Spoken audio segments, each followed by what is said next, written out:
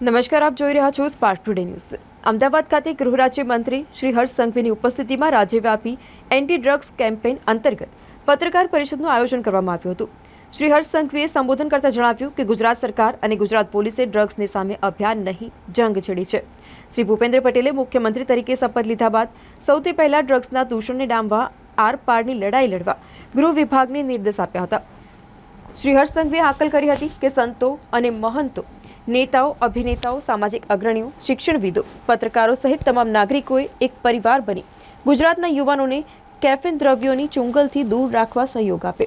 Drugs सामेनी आ लड़ाई दानव सामे मानवनी लड़ाई छे एम पण तेमणे उमेर्युं हतुं। आ अवसरे राज्य पोलीस वड़ा श्री विकास सहाय जणाव्युं हतुं के नार्कोटिक्स एक्ट अंगे जे पगलां लेवाई रह्या छे तेनी जाणकारी मीडियाना माध्यमथी नागरिको सुधी पहोंचे, जागरूकता वधे ते मुख्य उद्देश्य छे।